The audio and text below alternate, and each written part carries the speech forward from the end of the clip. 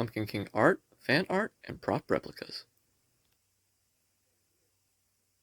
Today I have a very special delivery from NECA Toys.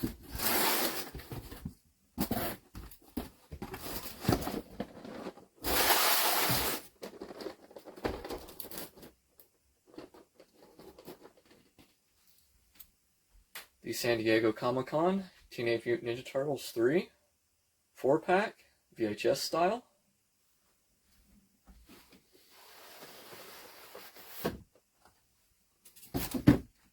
You may be asking, what's the difference in between this review versus all the other ones on YouTube of the San Diego Comic-Con TMNT 3 4-pack? The difference is, I have something they don't. I have a diorama of the Daimyo's Palace in feudal Japan. Alright, so what is actually in the box?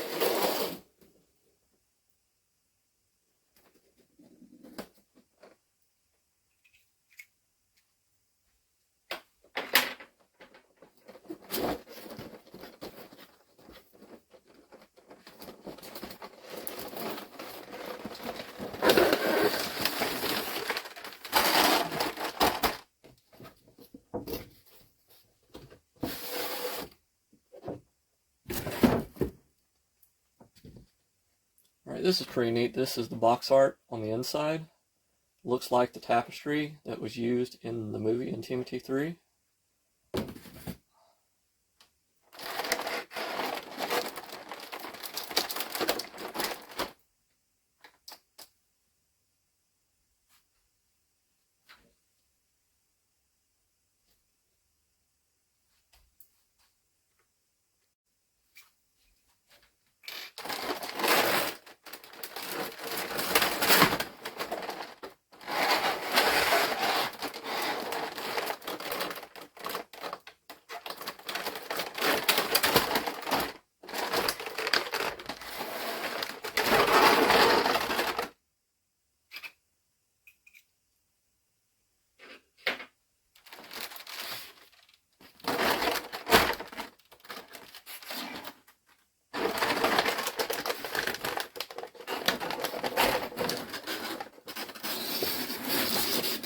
Alright, so this is what you get in the box. I'm going to take all these out and go over each piece individually over at the diorama.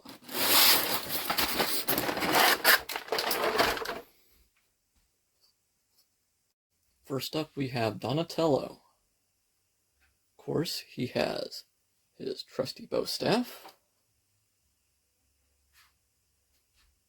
Comes with a mask.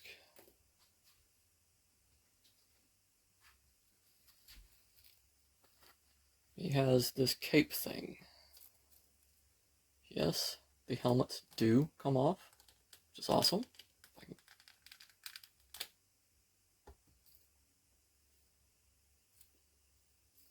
And you can put his mask on him.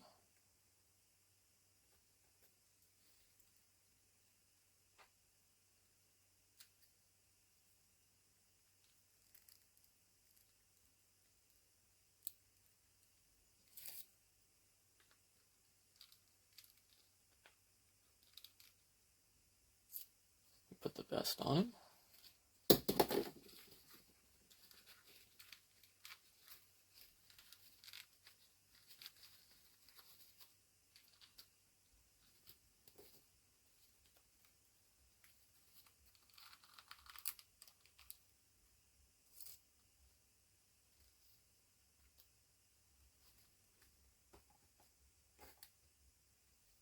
Now we got our Donatello.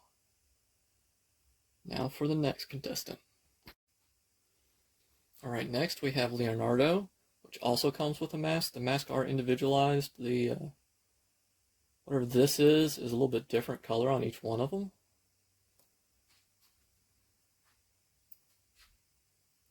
And of course, Leonardo has his trusty katanas.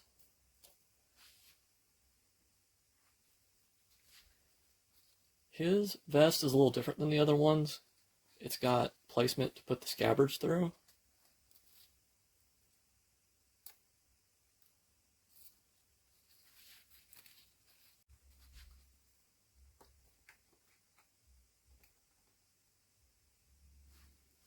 Alright, we finally got Leonardo set up. One thing I learned with putting the vest on him that has the places for the scabbards, make sure you go and put the top pieces of the scabbard in first, then put the bottoms on. Alright, for the next turtle. Alright, next up is Raphael. Just like the rest of them, he comes with the vest, his own individualized mask, and his trusty size.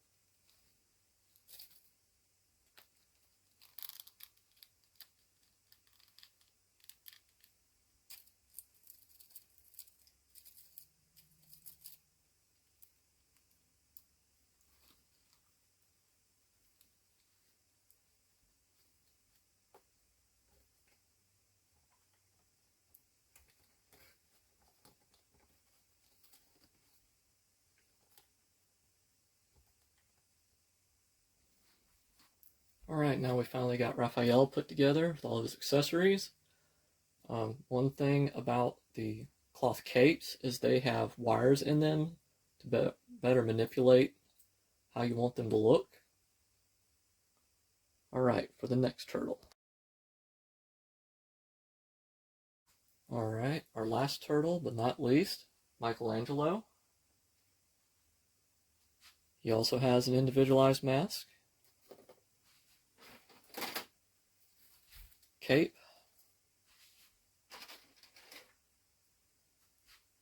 trusty nunchucks, and I believe these are also Michelangelo's. I can't remember last time I watched the film, but I do know that there was a controversy over in Europe that they're not allowed to, at the time, show nunchucks in children's cartoons, or children's shows. So even in the 1980s cartoon, they had to replace his nunchucks with a hook, a grapple. So I'm sure he used these quite a bit in the film so that they would be able to show it over in Europe.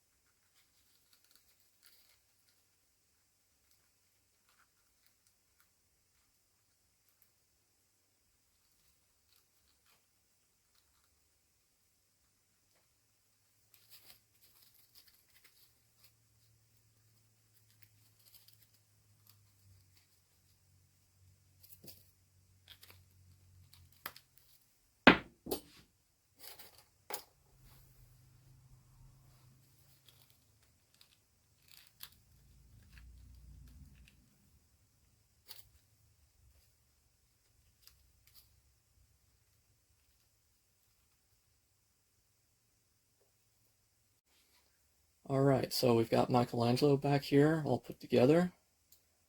Another thing, like I was saying about the Raviers, you couldn't show nunchucks over in Europe. Another thing they had was they couldn't use the word ninja, so they were called Teenage Mutant Hero Turtles instead of ninjas.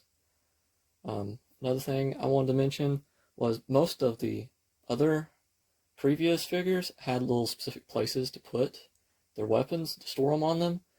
These, basically, you just tuck them underneath their belts. Alright, so let's move on to the things they share in common. Alright, here's the original time scepter that April gave them. Really like the detail of how the metal is worn and bent, how the glass is broken out. You can see the aging over time. Here's the time scepter from feudal Japan. Nice and neat and pristine.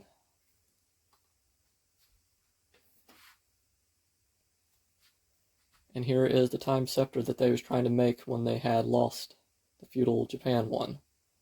I want to say, this may be an unpopular opinion, but I always really liked the Mutant Ninja Turtles 3. Yeah, I had a problem with some of the silliness, but I kind of liked it better than the second one because it sort of kind of told the story backwards, but it was quite similar to the comic books, and I was always more of a fan of the comic books.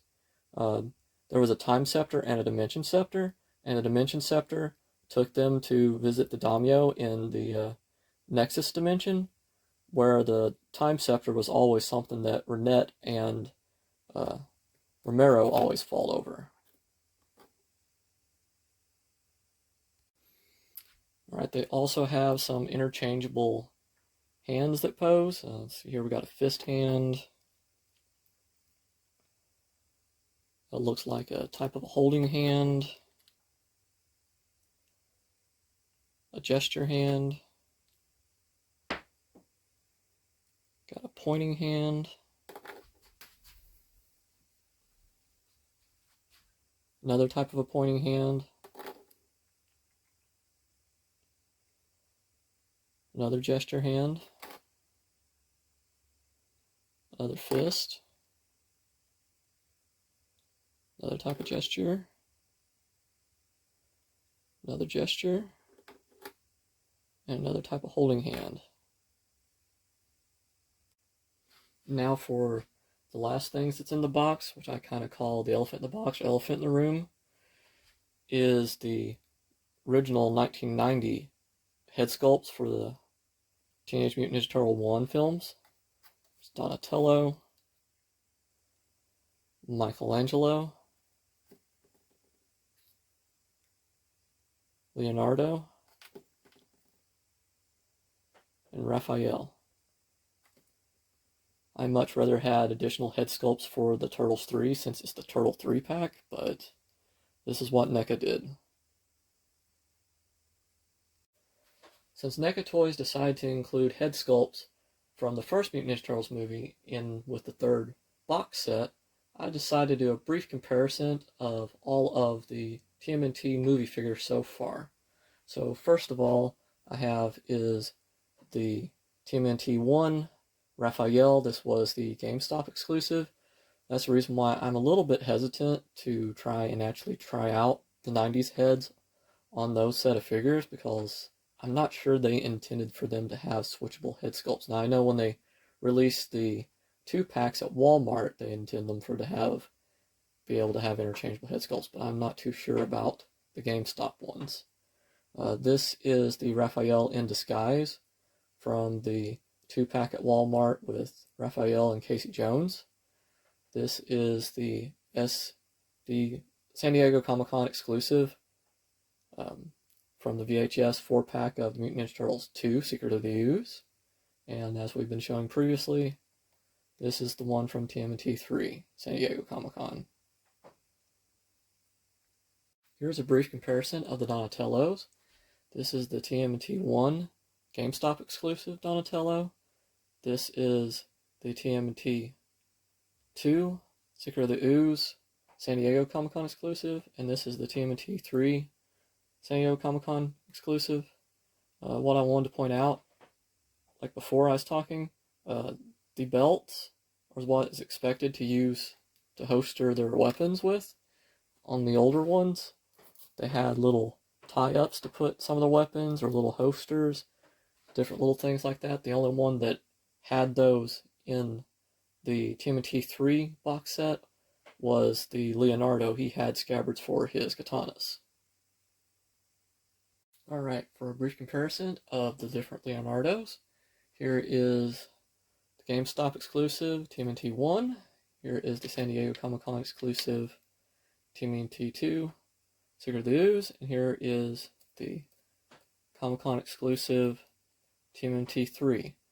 Something I like to say about these is I feel like they improved these scabbards for Leonardo as they went on.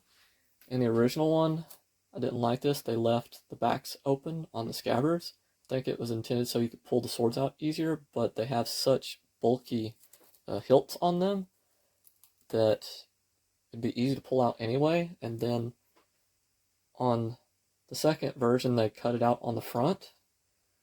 They finally got around to making the third version. There's no cutouts. That makes me happy. Last but not least, we have the brief comparison of the Michelangelos. This is the TMNT 1 GameStop exclusive, the TMNT 2 San Diego Comic-Con exclusive, and the TMNT 3 San Diego Comic-Con exclusive. One thing I'd like to say about the Michelangelos was that their face sculpts, I always liked them better than some of the other ones of the figures in the series. It seems like they took more time and they just really gave him a lot more expression than they did with some of the other figures. So they really captured him well throughout the films. If you're interested in toy photography, I'll be doing a photo shoot which soon should be up on Facebook. Please like, subscribe, comment, and follow us on Facebook, Instagram, YouTube, and DeviantArt. Have a blessed day.